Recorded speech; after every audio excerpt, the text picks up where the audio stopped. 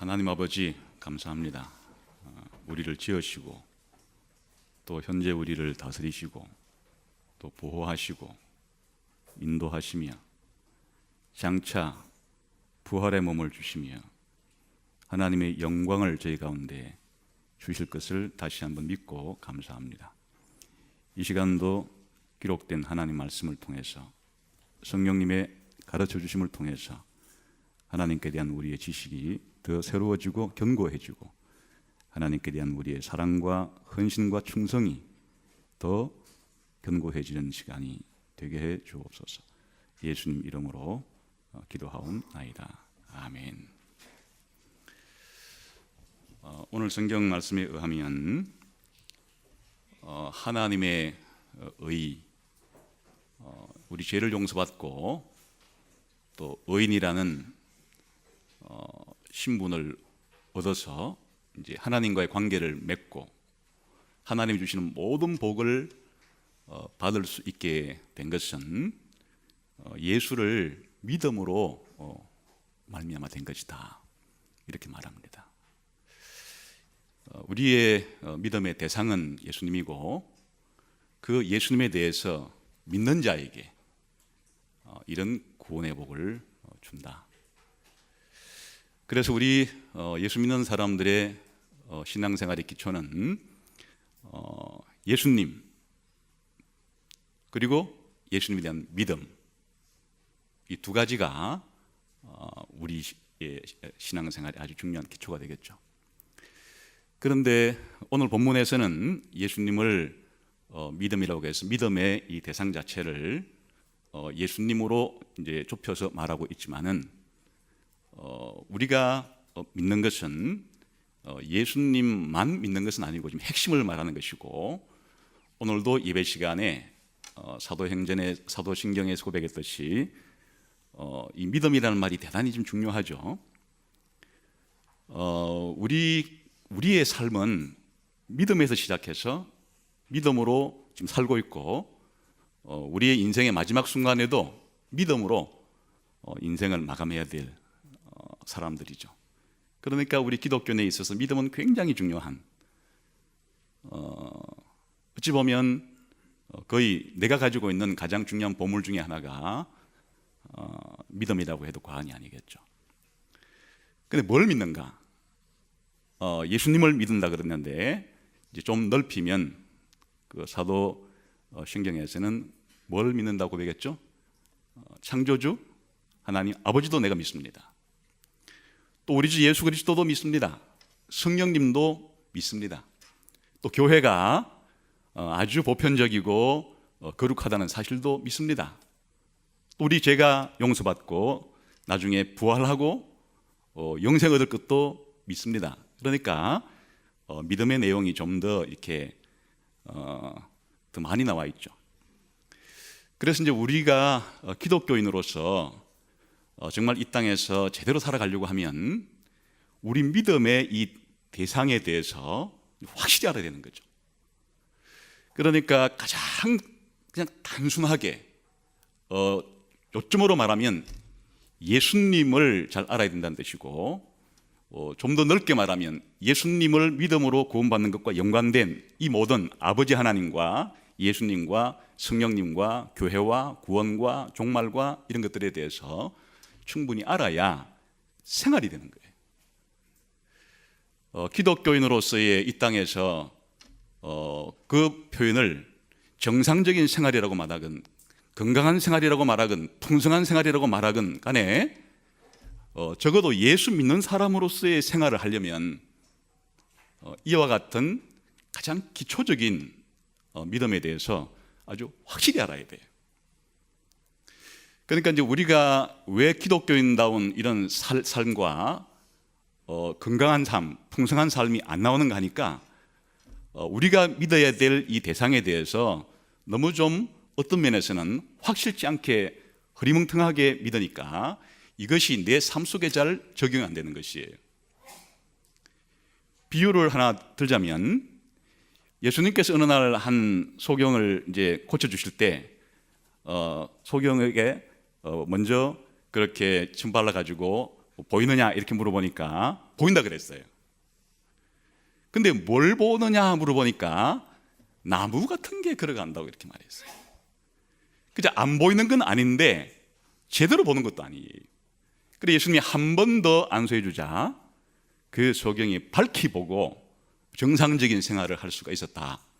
그런 이야기가 나오는데, 우리 신앙생활을 하는 데 있어서도 우리가 믿는 믿음을 아주 어렴풋이 전혀 모른다고 말할 수도 없고 안다고 말할 수도 없고, 그런 정도로 해가지고는 그것이 정상적인 기독교인의 삶 속으로 영향을 미치지를 못하는 거예요.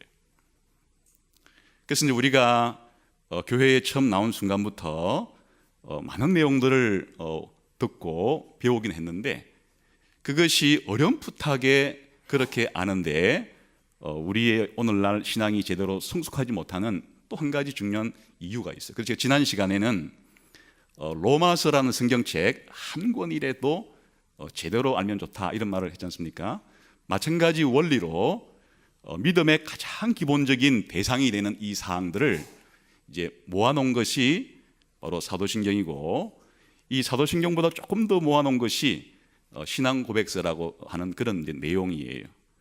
그래서 우리 기독교인들이 적어도 이 사도신경에 담겨 있는 이런 내용 자체는 정확하게 알아야 하고, 좀 더 포괄적으로는 우리 장로교 교인들에게 있어서는 1647년경에 성경을 가지고 고백한 웨스트민스터 신앙 고백서, 그리고 그거를 교인들에게 가르치려고 만든 대교리 소교리 문답서라는 게 있는데, 그것 정도는 아주 철두철미하게 그 내용들을 완전히 파악해야, 그것이 내 피와 살이 되어야 우리 신앙생활이 성장하게 되는 거예요. 그래서 이런 것들이 중요한데, 오늘은 제가 무엇을 여러분 말씀드리려고 하는 거니까, 이제 우리 기독교인들은 그런 내용들을 확실히 알건 아니면 그래도 어렴풋이라도 지금 알고 있는데, 믿고 있는데, 중요한 사실은 이런 믿음 자체가 불신자들과 가장 큰 차이가 나는 거죠 지금. 그러니까 신자들은 이런 믿음을 가지고 있다는 게 가장 중요한 특징이고, 말 그대로 불신자들은 믿음이 없다는 게 가장 큰 특징이고, 그러니까 우리 신자들과 불신자들을 가르는 가장 중요한 특징 자체가 이 믿음이라는 건데, 믿음의 대상을 가장 좁게 말하면 지금 말한 것처럼 예수님이고, 조금 더 확장해서 말하면 사도신경 정도의 내용이고, 좀 더 확장해서 말하면 신앙 고백서와 교리 문답서에 담긴 정도의 그런 내용은 확실히 알고 이제 믿고 살아가는 게 우리 신앙인이란 말이죠. 그런데 오늘 함께 생각해 볼 문제는 이와 같은 믿음이 도대체 어디서 왔느냐는 거예요. 예수를 믿어야 의롭다함 받고 구원받는데, 예수 믿는 사람들에게 생겨난 이 믿음이 도대체 어디서 왔는가? 예수 믿지 않는 사람들의 믿음이 없는 걸 보니까 뭔가 내게 생긴 이 믿음이 생긴 이유가 있을 거 아니겠어요? 내게 있는 이 믿음은 도대체 내가 만든가, 아니면 누군가가 나에게 이런 믿음을 가지도록 주신 것인가? 그래서 오늘 성경 본문에는 예수를 믿음으로만 의롭다함을 되어 있지, 이 믿음이 어디서 오는가는 밝히지 않고, 그 다른 부분에, 다른 성경에 그런 부분들이 있어서 그분들을 좀 찾아가면서 저와 여러분이 지금 가지고 있는 가장 소중한 보물인 이 믿음이 어디서부터 오게 되었는가 하는 것을 함께 좀 생각을 해 보려고 합니다. 이제 이 같은 로마서에서 이 믿음이 어디서 왔는가 하는 걸 알아보기 위해서 10장으로 가보겠습니다.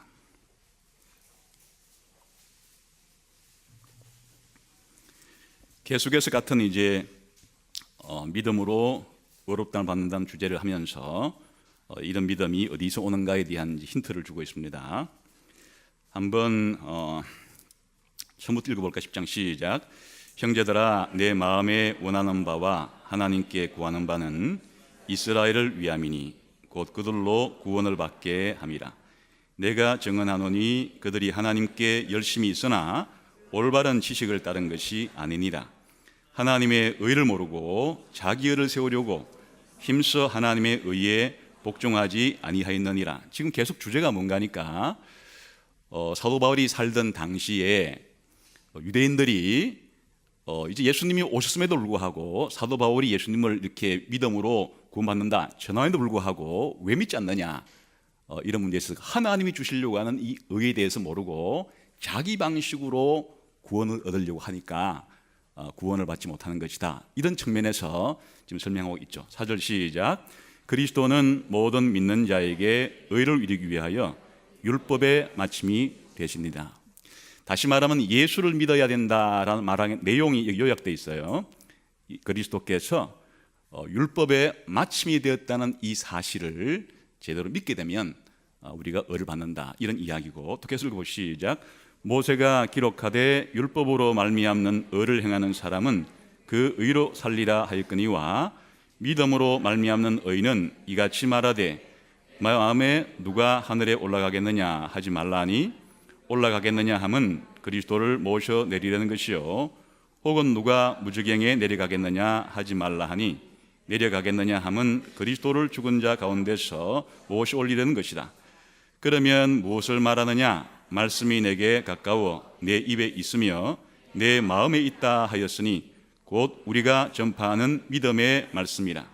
내가 만일 내 입으로 예수를 주로 시인하며 또 하나님께서 그를 죽은 자 가운데서 살리신 것을 내 마음에 믿으면 구원을 받으리라. 지금 이 얘기는 아까 3장 22절에서 예수 그리스도를 믿음으로 말미암아 하나님의 의를 받는다, 그 얘기를 좀 풀어놓은 거예요.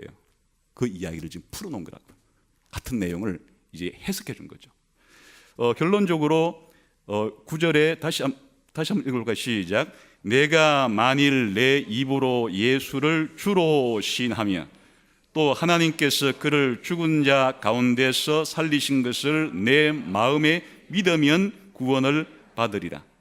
그러니까 예수님의 죽으심과 이 부활, 그리고 예수님이 주님이라고 하는 사실, 이런 내용들을 믿는다는 말이, 예수를 믿는다고 하는 말이 예수님이 우리 죄를 위해서 죽으시고 우리 의를 위해서 부활하셨음을 믿는 거, 예수님이 주님이라는 사실을 믿는 거, 이런 게 그리스도 예수를 믿는다는 말이겠죠.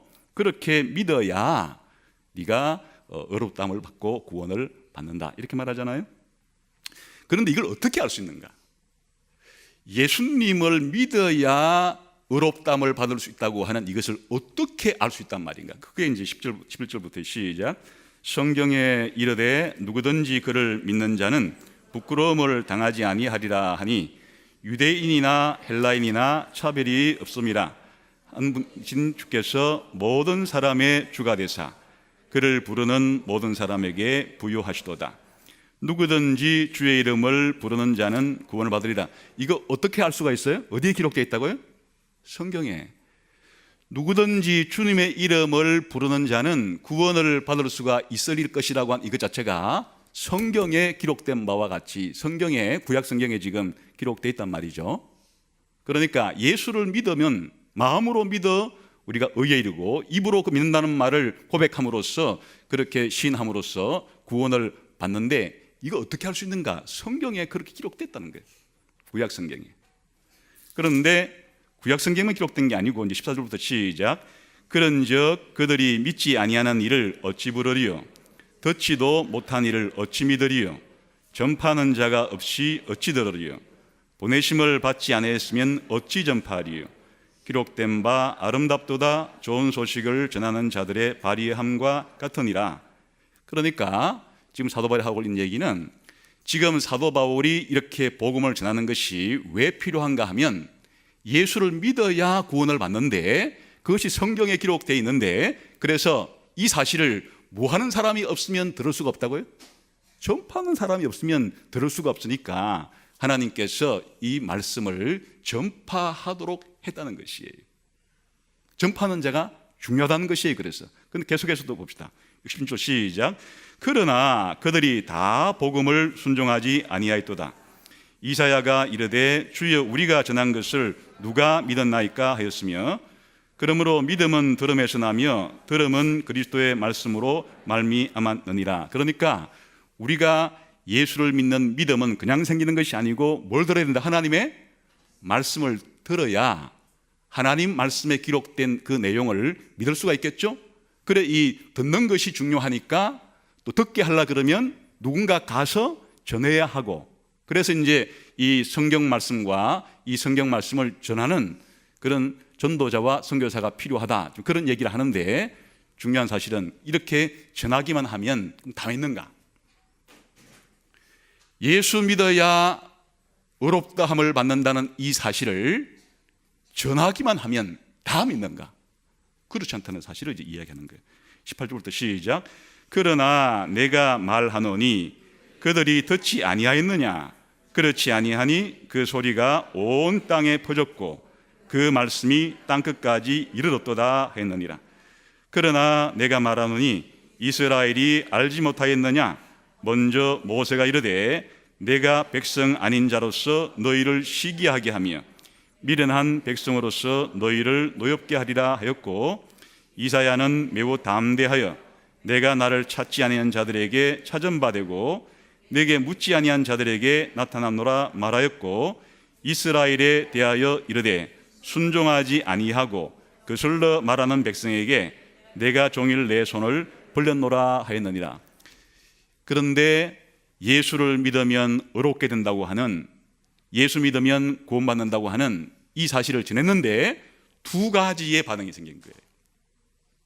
많은 이스라엘 사람들이 그거를 지금 믿지 않는 것이, 그러나 또 많은 이방인들이 오히려 그동안에는 하나님 백성 바깥에 있던 사람들인데 예수를 믿고 나오는 것이에요.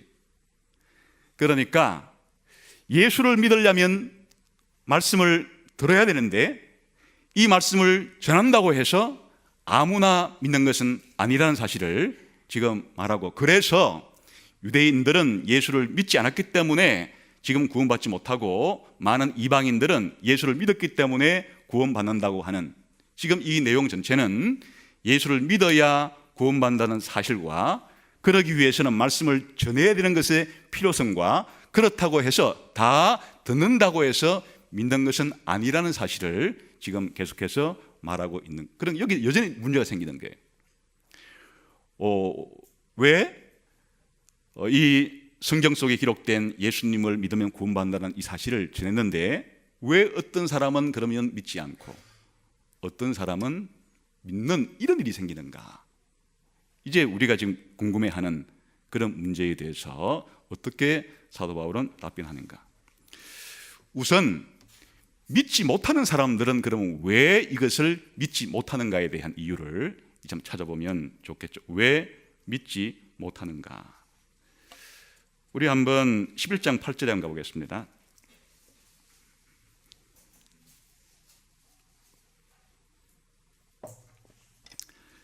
한번 8절, 11절 8절 시작. 기록된 바 하나님이 오늘까지 그들에게 혼미한 심령과 보지 못할 눈과 듣지 못할 귀를 주셨다 함과 같으니라.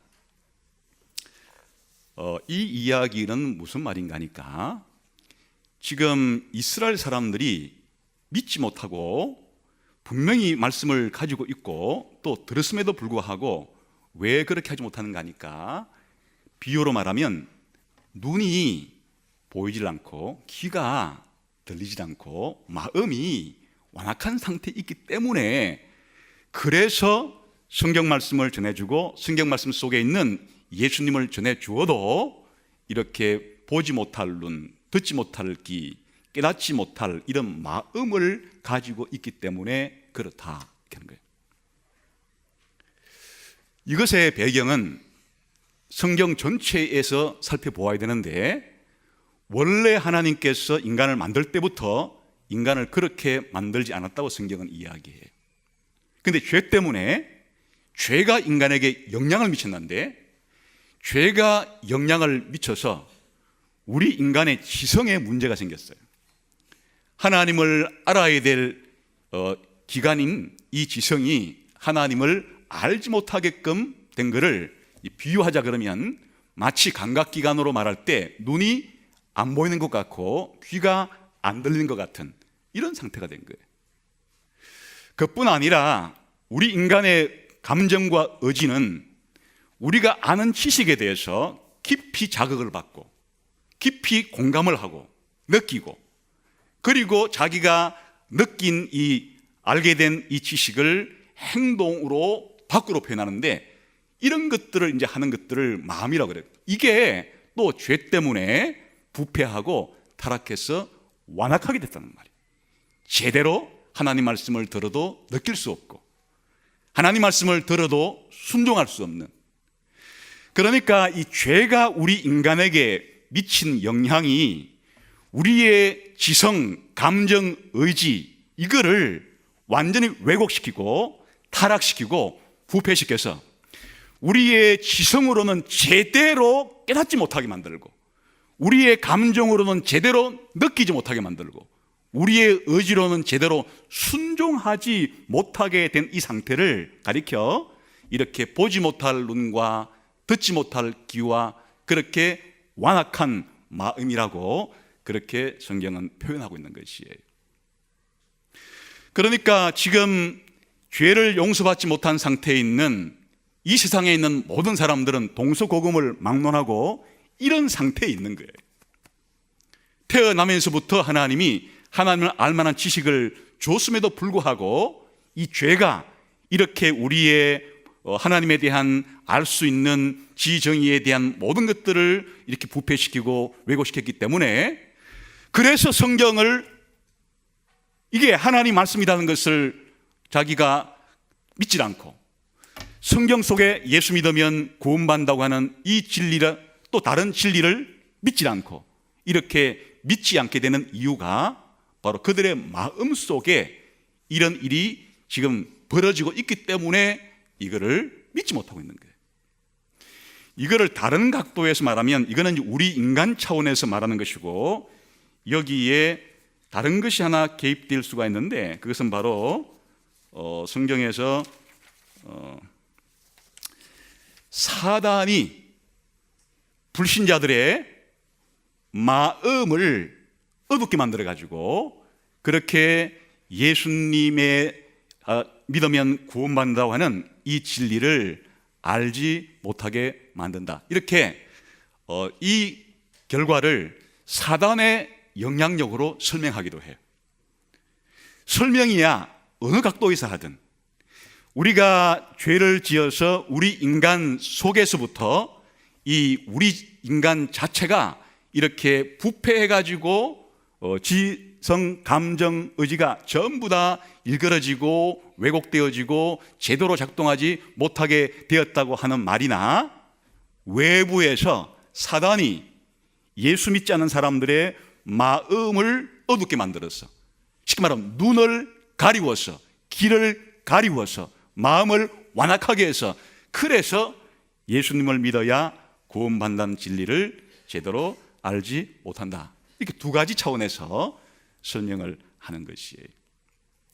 그러면 이런 상태에 있던 사람들이 예수님을 믿고 성경이 하나님 말씀이라는 것을 믿는 것은, 그럼 도대체 어떤 일이 생겼기에 그러면 이런 믿음을 가지게 되는 것인가 하는 것이에요. 우리 한번 그 믿음은 어떻게 해서 발생하는지 우선 로마서 자체 내에 한번 힌트를 한 군데 보고 중요한 구절을 보도록 하겠습니다. 로마서 12장 3절에 또 넘겨서 봅시다.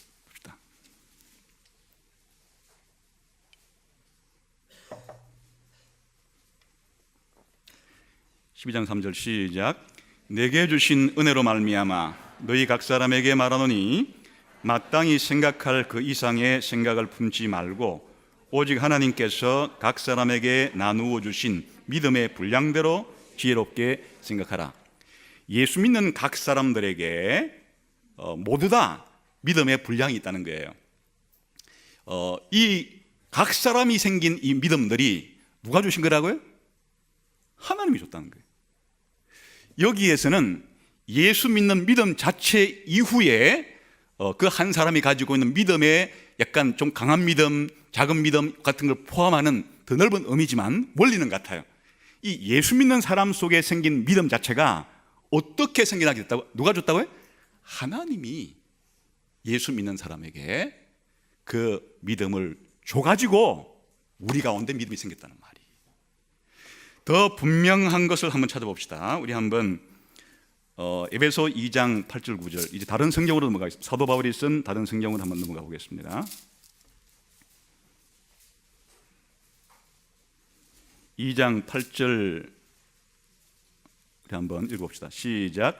너희는 그 은혜에 의하여 믿음으로 말미암아 구원을 받았으니 이것은 너희에게서 난 것이 아니요 하나님의 선물이라.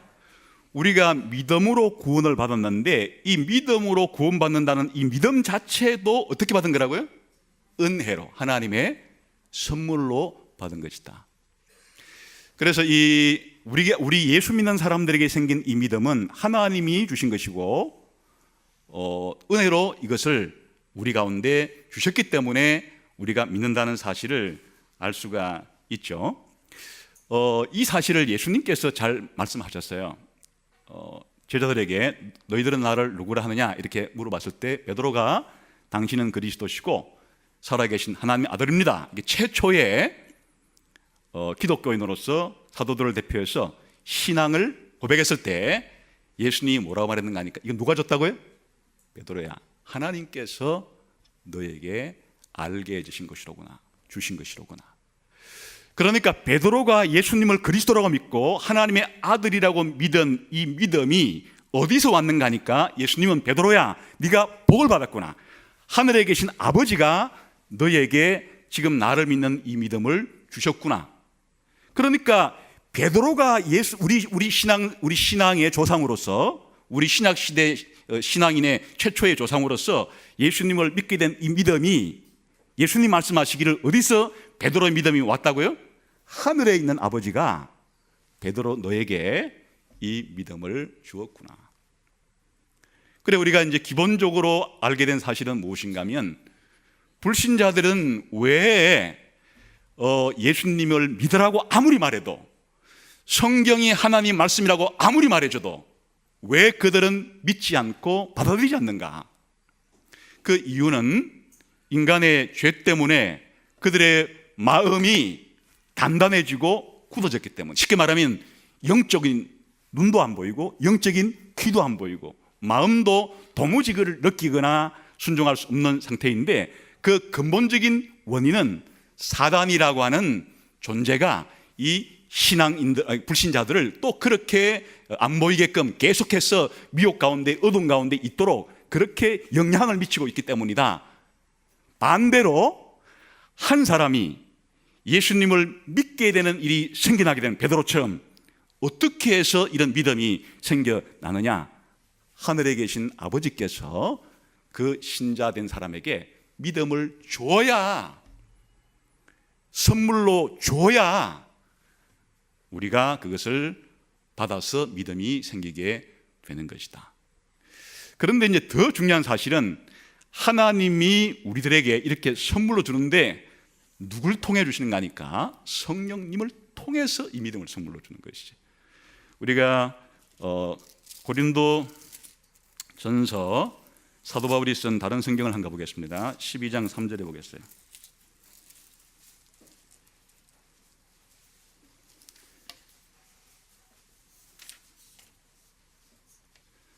한번 12장 3절 읽어볼까요? 고린도 전서 12장 3절입니다. 시작. 그러므로 내가 너희에게 알리노니 하나님의 영으로 말하는 자는 누구든지 예수를 저주할 자라 하지 아니하고, 또 성령으로 아니하고는 누구든지 예수를 주시라 할 수 없느니라.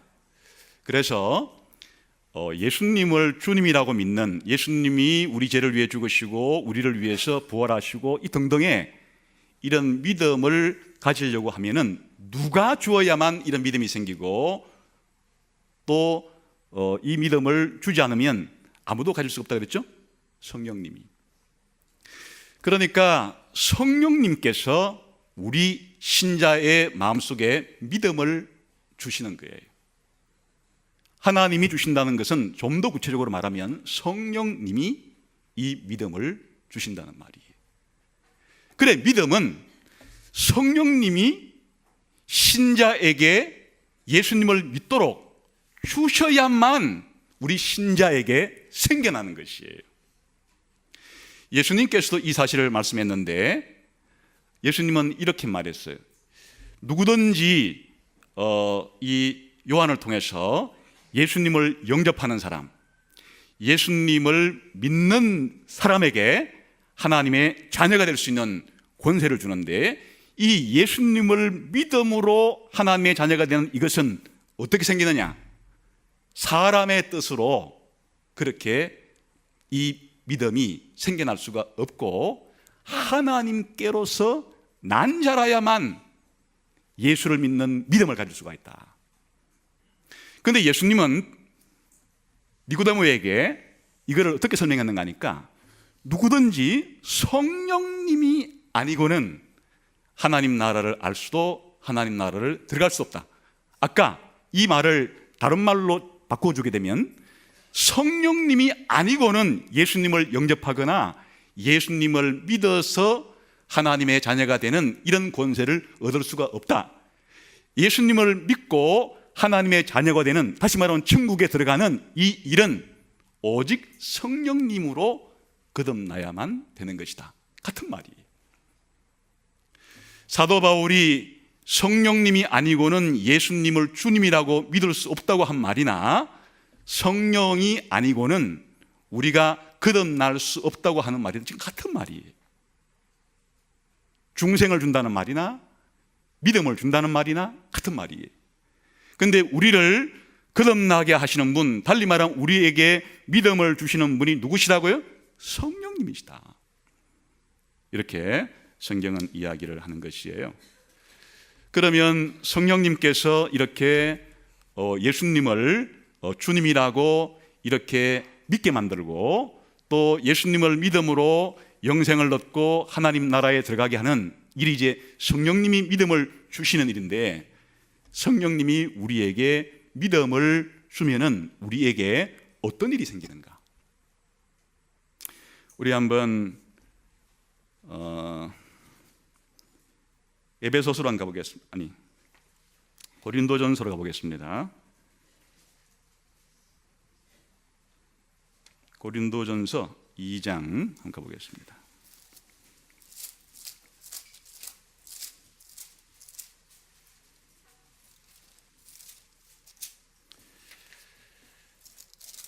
고린도전서 2장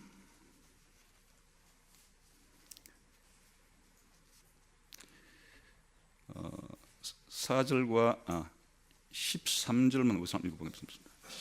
13절 시작. 우리가 이것을 말하거니와 사람의 지혜가 가르친 말로 아니하고 오직 성령께서 가르치신 것으로 하니 영적인 일은 영적인 것으로 분별하느니라. 계속해서요.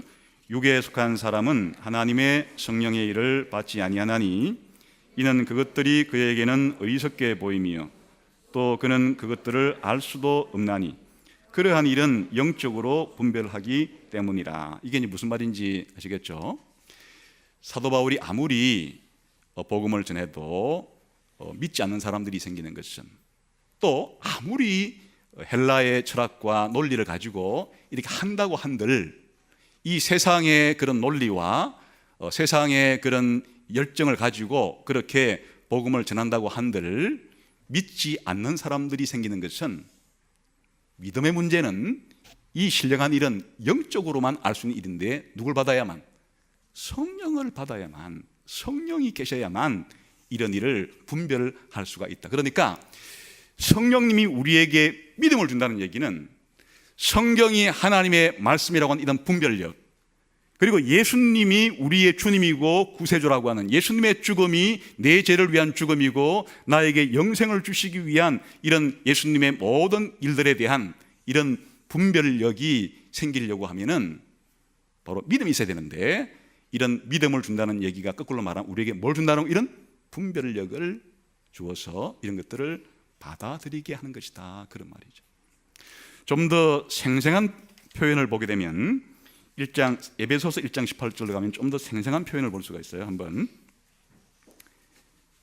에베소서 1장 18절 한번 가보겠습니다.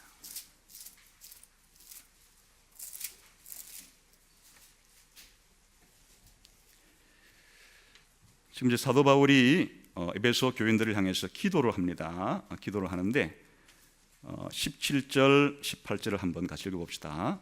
시작.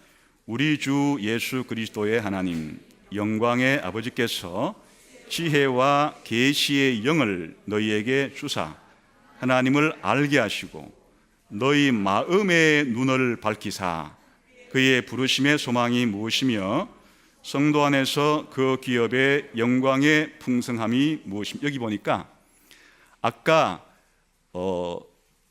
사단이 불신자에게 한 것과 정반대 일이 일어나요. 아까 사단은 불신자들의 눈을 가리고 눈을 어둡게 해서 예수님이 주님이라는 사실을 알지 못하게 만들었는데, 이번에는 지혜와 계시의 영이란 성령님을 가리켜요. 성령님께서 예수 믿는 사람들에게 뭘 주신다고요? 지혜와 계시를 주시면 그 성령님께로부터 이런 것을 받는 사람들에게는 무슨 일이 생기는가 하니까 마음의 눈이 밝아지게 된다. 마음의 눈이 밝아져서 왜 하나님이 우리를 부르셨는지, 왜 우리를 구원하셨는지, 우리에게 주신 구원의 선물이 뭔지, 지금 하나님이 내 안에서 어떻게 강력하게 역사하시는지, 이런 것들을 알 수 있는 눈을 열어주신다. 누가 열어준다는 거예요? 성령님. 성령님이 우리에게 믿음을 주신다고 하는 말은 이렇게 비유적으로 표현하게 되면, 아까 죄 때문에 닫혀 있었던 눈, 죄 때문에 닫혀 있었던 귀, 죄 때문에 완악하게 된 마음을 성령님께서 우리의 마음의 눈을 열어주고 마음의 귀를 열어주고 마음을 부드럽게 만들어 주어서 이렇게 하나님을 알게 하고 하나님이 우리에게 행하신 일들을 그렇게 알게 하고 누리게 해 준다, 이런 말이에요. 또 하나 생생한 표현을 한번 보겠습니다. 고린도후서 3장을 한번 보겠습니다.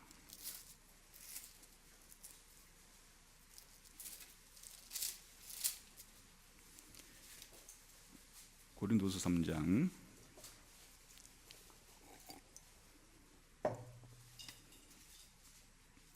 13절부터 한번 읽어봅시다. 시작. 우리는 모세가 이스라엘 자손들에게 장차 없어질 것에 결국을 주목하지 못하게 하려고 수건을 그 얼굴에 쓴 것 같지 아니하노라. 그러나 그들의 마음이 완고하여 오늘까지도 구약을 읽을 때 그 수건이 벗겨지지 아니하고 있으니 그 수건은 그리스도 안에서 없어질 것이다. 오늘까지 모세의 글을 읽을 때에 수건이 그 마음을 덮었도다. 그러나 언제든지 주께로 돌아가면 그 수건이 벗겨지리라. 지금 무슨 말을 하고 있는가 하면요, 옛날 모세가 하나님 만나고 난 다음에 이스라엘 백성에게 왔을 때 그 영광의 광채 때문에 수건 덮은 일이 있었죠. 그거를 지금 적용하면서 지금 이스라엘 백성들이 그리스도를 제대로 알지 못하는 이유는 마치 비유하자면 그들의 지금 뭐에 쓰인 상태라고요? 수건을 쓴 상태니까 눈이 안 보인다는 얘기예요. 그런 상태로 있기 때문에 아무리 구약 성경을 읽어도 그리스도를 제대로 발견하지 못하고 있다. 그런데 사람들에게 지금 씌워진 이와 같은 수건이 벗겨질 때가 있다. 어떻게 그럼 이 수건이 벗겨지는가? 이제 그 다음 이야기. 우리 한번 17, 18절 시작. 주는 영이시니 주의 영이 계신 곳에는 자유가 있느니라. 우리가 다 수건을 벗은 얼굴로 거울을 보는 것 같이 주의 영광을 보매 그와 같은 형상으로 변화하여 영광에서 영광에 이르니 곧 주의 영으로 말미암음이니라. 사람들의 눈에 비늘이 씌워진 것 같이, 수건이 써진 것 같이, 아무리 성경을 읽어도 성경을 통해서 예수님을 믿으면 구원받는다는 진리를 제대로 알지 못하는 이 사람들에게 눈에 비늘이 떨어져 나가듯이 수건을 벗겨주는 것은 누가 하신 일이라고요? 주의 영, 성령으로 말미암아 이런 수건이 벗겨져서 우리가 예수님의 영광을 보게 되고 우리 자신도 그 영광을 입게 되는 일이 생겨나게 된다. 그러니까 지금 사단이 불신자에게 하고 있는 정반대의 일을 신자에게 누가 하고 있다는 거예요? 성령님이 우리들에게 그렇게 눈을 열어주고 귀를 열어주고 마음을 열어주어서 우리로 하여금 성경이 하나님 말씀이라는 걸 믿게 하고 예수님이 우리의 주님이라는 것을 믿게 하신다. 이런 이야기를 우리가 한마디로 말할 때 믿음이라고 표현하는 거예요. 성령님이 우리에게 믿음을 주어서 그렇다. 믿음을 주었다는 얘기를 좀 더 쉬운 말로 바꾸게 되면 어떻게 믿음을 줬다는 얘기가 무슨 얘기라고요? 눈을 열어주고 귀를 열어주고 마음을 부드럽게 해서 우리가 성경 말씀을 하나님 말씀으로 알기도 하고 받아들이기도 하고 순종하기도 하고, 성경에 기록된 가장 중요한 내용이 예수님에 대한 이야기인데 그 예수님을 우리가 알게 되고 우리가 그 예수님을 받아들이게 되고 예수님께 순종하게 되고 이런 일이 생겨나게 된다, 그런 뜻이죠. 그러니까 믿음이 어떻게 우리에게 생겨나게 되는가, 우리가 오늘 살펴본 것처럼 이렇게 우리 신자인 저와 여러분 같은 사람들에게 넓게는 성경이 하나님 말씀이라는 것을 믿고 좁게는 예수님이 우리의 주님이라는 사실을 이렇게 믿게 된 것은, 이 믿음은 어디서 왔다고요? 성령님이 우리에게 주신 것이다. 그래서 이제 이 이야기를 신학자들은 성령님이 우리에게 이렇게 믿음을 주셔서 우리가 성경 말씀을 이해하고 받아들이고 순종하게 되는, 예수님을 믿게 되고 예수님을 사랑하게 되고 예수님께 순종하게 되는 이런 일들을 좀 다른 표현을 가지고 쓰기도 해요. 칼빈 같은 사람은 이런 성령님이 우리에게 믿음을 주시는 이런 역사를 성령의 내적인 증거라, 이런 말을 쓰기도 해요. 내적이라 하는 것은 성령님이 어디에서 역사하신다는 거예요? 우리 안에 들어오셔서 성령님이 우리들에게 정인이 돼가지고 증거를 해주는 거예요. 우리가 어떤 사건을 판단할 때 정인이 나타나가지고 말하면 그것으로 게임 끝나는 거잖아요. 정인이 나타나가지고 자기가 본 것을 말해주는데 그 재판을 할 때 우리가 아무리 추측하고 아무리 추리하고 아무리 판단하다가도 거의 틀릴 수가 있는데, 정인이 나타나가지고 딱 증언을 하게 되면 그 재판에서 우리가 판단을 내릴 수가 있잖아요. 성경이 하나님의 말씀이라고 믿을 수 있는, 또 예수님을 주님이라고 믿을 수 있는데 누가 우리 안에서 이렇게 증언을 해주시는 거 아니까? 누가 해주신다고요? 성령님이 해주신다. 같은 이야기를 그렇게 다르게 표현한 거예요. 성령이 우리 안에 오셔서 우리 마음의 눈을 열어주시고 우리의 마음을 부드럽게 해서 우리로 하여금 믿게 하고 사랑하게 하고 순종하게 하고 이렇게 하는 것 자체를 좀 생동감 있는 표현으로 쓰자 그러면, 법정의 비유를 들어 쓴다 그러면, 우리 안에서 신자들은 성령님이 그 신자 안에서 증언을 해주는 거예요. 성경이 하나님 말씀이라는 것을, 예수님이 주님이라는 사실을. 그런데 단순히 증언한다는 말 자체는 증언하면은 받아들이고 안 받아들이고 이런 차원이 아니라, 신자에게는 그 성령님이 어디에서 와서 그 증언을 해주시는 거예요? 우리 안에서 증언을 해주시니까 신자들은 반드시 예수님을 믿게 되고 사랑하게 되고 순종하게 되는, 성령님께서 우리 안에서 증언하시는 사람은 반드시 우리의 지성의 눈이 열리게 되고 우리의 감성은 부드럽게 되고 우리의 의지도 하나님께 복종할 수 있게 되는 일이 생겨나게 되는 것이에요. 그래서 또 신학자들은 이런 표현을 성령의 조명이라, 이런 표현을 쓰기도 하고, 또 성령의 감동 감화라, 또 이런 표현하기도 해요. 다시 말하면 성령님이 우리들에게 믿음을 주신다고 하는 이 믿음이, 우리가 알아듣기 쉬운 말로 하라면 우리의 눈을 열어주는데 그거를 조명이라 부르고, 또 우리의 마음을 부드럽게 만들고 그 말씀을 받아들이게 만들고 그 말씀을 순종하게끔 이렇게 우리 마음을 그렇게 설득시키고 복종시키는 이런 일을 감화라 부르기도 해요. 그러니까 성령님이 우리들에게 믿음을 주셔서 우리가 예수님 믿게 됐다, 이 말을 쉬운 다른 말로 바꾸면 성령님이 우리에게 조명해 주시고 우리 마음을 감동해 주시고 감화시켜 주셔서, 그래서 우리가 성경이 하나님 말씀이라는 것도 믿게 되었고 예수님이 주님이란 것도 믿게 되었고, 사도신경에 나오는 이런 모든 내용들을 다 믿게 되었다. 여러분, 이것은 무엇을 말해주는 것입니까? 우리 신자들이 가지고 있는 이 믿음은 세상에서 그 무엇과도 견줄 수도 없고 바꿀 수도 없는 우리 신자에게 있는 최고의 선물이라는 것을 말해주는 것이. 우리 바깥에 있는 최고의 선물은 뭐예요? 하나님이 우리가 이렇게 구원받을 수 있도록 우리 바깥에 주신 최고의 선물은 뭐예요? 이 모든 우리의 구원의 지식을 알 수 있도록 우리 바깥에다가 하나님이 주신 선물은 뭐죠? 성경이에요. 그런데 이 성경을 하나님 말씀이라고 믿고 이 속에 있는 구체적인 내용까지도 믿게 하려 그러면 우리 마음속에 있는 선물이 하나 있어야 돼요. 그게 뭐예요? 믿음이라는 거예요. 그러니까 우리 기독교인에게 두 가지 가장 중요한 보물이 있다면 우리 바깥에 있는 성경과 우리 마음속에 있는 믿음, 이 둘 다 하나님이 주신 것인데 우리들은 이 두 가지 가지고 살아가는 것이. 우리가 예수님을 처음 믿게 된 순간부터 이 두 가지가 작동한 것이. 바로 예수 믿는 처음 믿는 순간부터 우리가 성경을 하나님 말씀이라고 받아들이고 성경에서 정언해주고 있는 예수님을 주님이라고 믿는데 이 두 가지가 함께 작동을 했다는 이야기예요. 그래서 우리가 신앙생활 하는데 성경 말씀이 중요한 만큼이나 무엇이 중요한가 하니까 우리 주변의 불신자들에게 똑같이 성경을 읽으라고 해도 그들은 성경에 대해서 하나님 말씀이라고 받아들이지 않고 또 머릿속으로 어떤 내용들을 설명을 들어서 이해한다 할지라도 전혀 그들은 그것을 자기 마음속에 동의하거나 이 성경의 내용을 자기들이 받아들이질 않아요.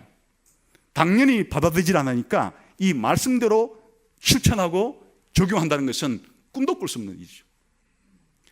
그리고 우리가 이 성경을 하나님 말씀이라고 믿게 되고 또 이걸 받아들이게 되고 내 삶 속에 실천해야 되겠다라고 하는 이 모든 과정은 누가 주시는 거라는 거예요?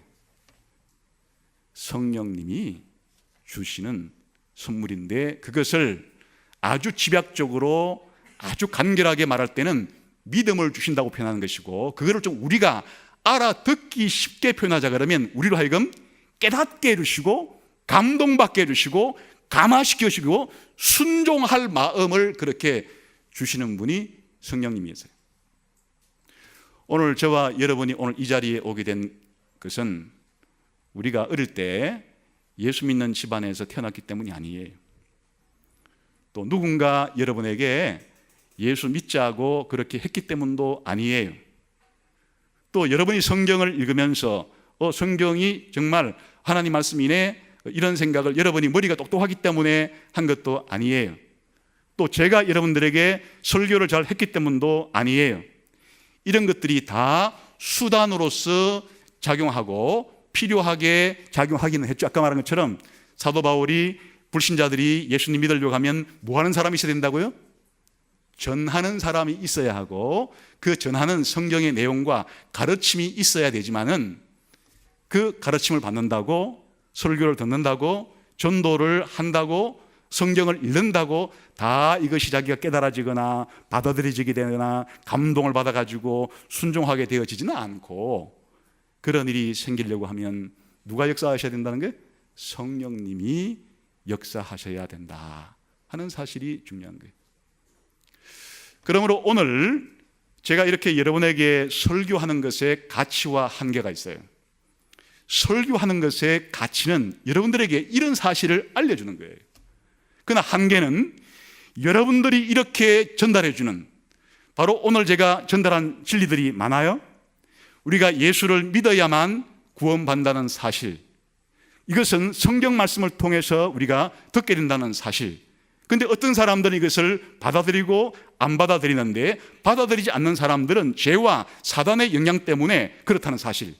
그러나 예수 믿는 사람들에게 이런 믿음이 생기는 것은 성령님이 역사하신다는 사실, 이런 사실들을 전하는 것으로서 여러분들이 듣고서 어느 정도 이 사실을 그렇게 지적으로 깨닫는 데까지 여러분들이 할 수는 있는데 이 사실을 여러분이 받아들이고 이 사실이 여러분들의 삶 속에 적용이 되어지고 또 실천으로 옮겨지는 이 일은 나의 노력과 여러분들이 또 오늘 안 졸고 귀를 쫑긋하게 해서 듣는다고 해서 해결될 문제는 아니고 누구의 도움이 절대적으로 필요한 거니까 누구 도움이?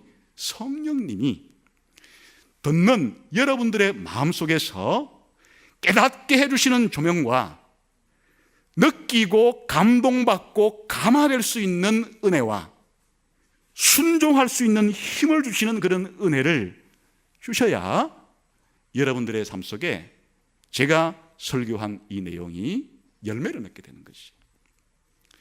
그러니까 설교를 듣는 가장 중요한 자세는 바로 성령님과 제가 둘 다 필요한 것이에요. 전하는 설교자와 성령님이 필요한데 둘 다 중요한데 누가 더 중요해요?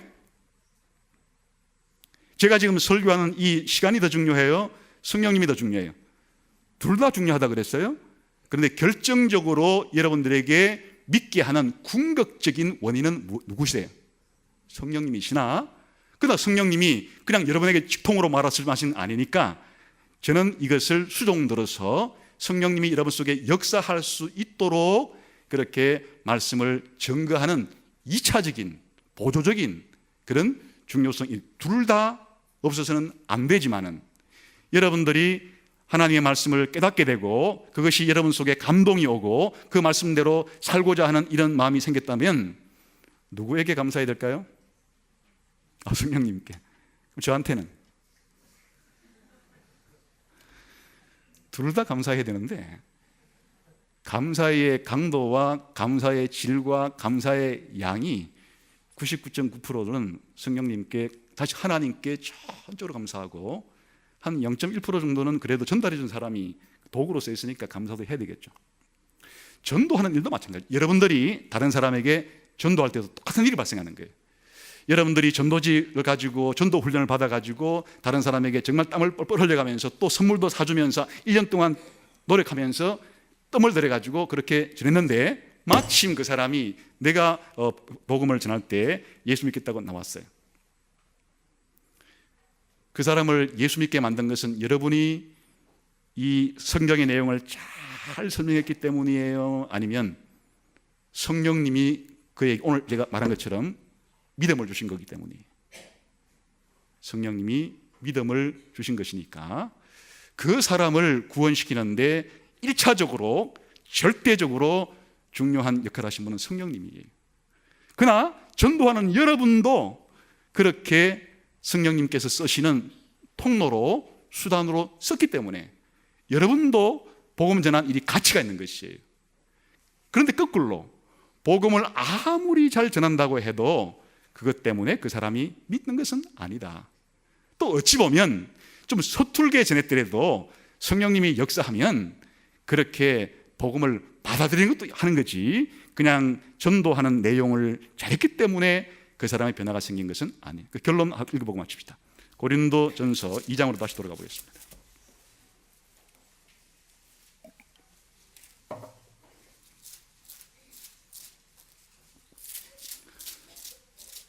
고린도전서 2장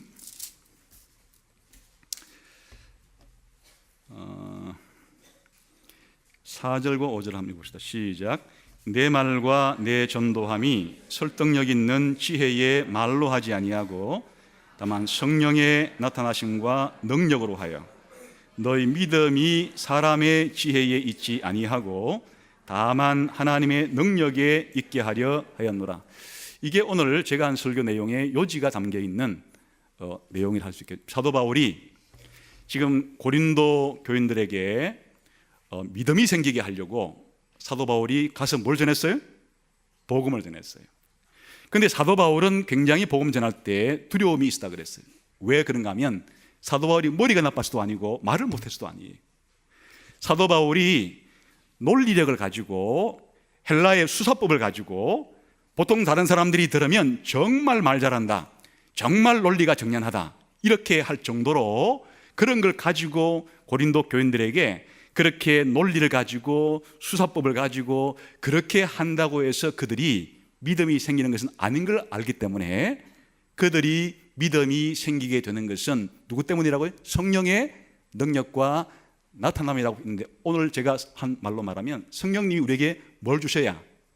믿음을 주셔야 되는 것이라고 이렇게 바꿀 수 있고, 칼빈이 말한 것을 용어로 하면 성령님이 그 사람 속에서 내적으로 증거해 주셔야 되는 일이기 때문에, 그렇게 사도 바울은 그런 일들 자체에 대해서 그렇게 신뢰를 하지 않는다, 그런 뜻이에요.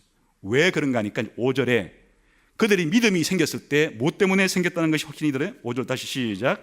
너희 믿음이 사람의 지혜에 있지 아니하고 다만 하나님의 능력에 있게 하려 하였노라. 그러니까 사도 바울이 전하는 그 복음을, 전도를 사람들이 들었을 때, 말씀을 들었을 때 그들이 믿음이 생겼다고 하는 것은 사도 바울이 지혜롭게, 사도 바울이 말 잘해가지고 믿음이 생긴 것이 아니고, 이 믿음은 누구에 의해 생겼다고? 그 전에 여기서 하나님의 능력이라는 게 4절에서는 누구의 나타남이라고 그랬어요?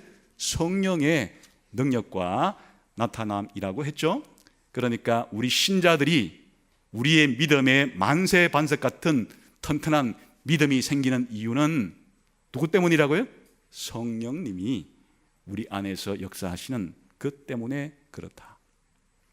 적용하자면 우리 신자들은 이 세상을 살아갈 때 두 가지를 손에 붙잡고 놓으면 안 되는 것이, 이 두 가지가 우리 신앙생활의 마지막까지 우리를 지탱시켜주는 기초이고 힘인데, 하나는 성경이고 하나는 우리 속에 있는 믿음이고. 근데 성경은 다른 말로 말하면 성경이 말하는 주제와 핵심과 목표는 누굴 가리키는 거예요? 예수님이고. 이렇게 예수님을 믿도록 만들 믿음을 주신 분은 누구예요? 성령님이니까 다시 말하면 예수님과 성령님, 예수님과 성령님, 성경과 믿음, 이 두 가지는 성경과 예수님은 뗄래야 뗄 수 없는 불가분의 관계에 있고, 믿음과 성령님도 뗄래야 뗄 수 없는 불가분의 관계에 있는 것이. 그러니까 우리가 살아가는 모든 힘은 성경과 성경을 믿는 믿음에서 나온다 말해도 되고, 내가 살아가는 모든 힘은 예수님과 성령님께로부터 나온다, 이렇게 말해도 되는 것이에요. 그러니까 우리는 매일매일을 살아갈 때 뭐를 의지하고 누구를 의지하고 살아가야 되는 거니까, 바로 성경 말씀을 믿는 믿음을 우리의 삶의 기초로 삼아야 하고, 특별히 예수님을 믿도록 만들어주시는 성령님을 전적으로 의지해야 하고, 이것은 우리가 예배를 드릴 때나 기도할 때나 전도할 때나 설교할 때나 이 세상에서 살아갈 때나 언제나 우리를 그렇게 제대로 살아가도록 만들어주시는 분은 우리 바깥에는 예수님이고 우리 안에 계신 성령님이시고, 이거를 좀 더 쉬운 말로 바꾸면 우리 바깥에는 성경이고 우리 안에서는 이 성경을 믿는 믿음을 가지고 살아가는 것이다. 그래서 저와 같이 설교를 하는 사람과 책을 쓰는 사람은 책을 쓰거나 설교를 하거나 또 전도를 할 때는 어떤 마음을 해야 되겠어요? 최선을 다해서 사람들이 알아듣게끔 하는데 그렇게 노력은 기울여야 되겠지만, 다른 한편으로 이 책을 읽거나 이 전도를 듣거나 이 설교를 듣는 사람들 가운데 성령님께서 역사해 주시기를 그렇게 기도하는 마음으로 그렇게 해야 하고, 책을 읽거나 성경을 읽거나 설교를 듣거나 하는 사람들은 항상 성경을 읽을 때, 신앙서적을 읽을 때, 혹은 설교를 들을 때 어떤 마음으로 해야 된다고요? 성령님께서 내 안에서 믿음을 주시고 조명해 주시고 감화시켜 주시고 저를 그렇게 변화시켜 달라고 하는 마음을 가지고 그렇게 살아야 된다. 그러니까 우리 기독교인에게 예수님과 믿음, 성경과 믿음, 믿음을 주시는 성령님은 우리 기독교인의 가장 기초가 되는, 가장 중요한 두 가지의 하나님 주신 은혜의 선물이라고 할 수가 있겠습니다. 그래서 오늘은 예수를 믿어야 구원받는다 그러는데 이 믿음이 도대체 어디서 왔는가? 한 성령님이 주신 것이다 하는 주제를 가지고 여러분에게 말씀을 드렸습니다. 기도하겠습니다. 믿음이 있는 사람들은 이미 하나님께로부터 최고의 선물을 받은 것입니다. 성령님이 여러분 안에 계셔서 여러분 가운데 역사하시고 함께 하시고 여러분에게 정언하시고 여러분을 인치시기 때문에 이런 일이 생긴 것입니다. 하나님께 감사하고, 혹시 이 자리에 성경이 하나님 말씀으로 믿어지지 않는데 지금 다른 가족을 따라서 이곳에 와 있는 사람이 있거나 아직은 내가 예수님이 주님이라는 사실이 믿어지지는 않지만은 한번 믿어보려고 이 자리에 있는 분들이 혹시 있다면 성령님께 이 시간 간구하면서, 하나님, 성령님, 제게 그런 믿음을 주십시오. 깨달음을 주시고 감동을 주시고 감화를 주시고 그 말씀대로 믿음대로 살 수 있게끔 만들어 주십시오. 한번 통성같이 한번 기도하겠습니다.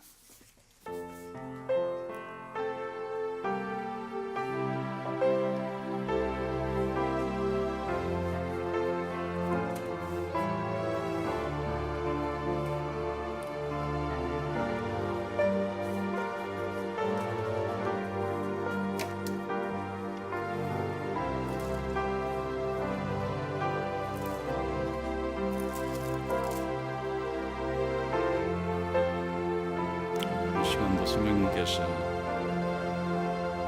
전하는 자에게나 듣는 자에게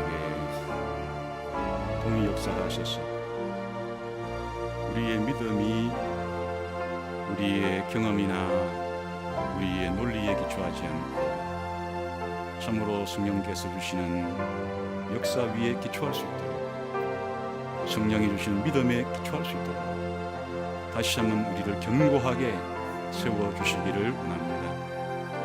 전적으로 말씀을 의지하는 만큼이나 성령님을 의지하며, 전적으로 그리스도를 의지하는 만큼 성령님을 의지할 수 있는 그런 신자들의 삶이 되어서 이 땅을 하나님 백성답게 살아가게 해 주옵소서.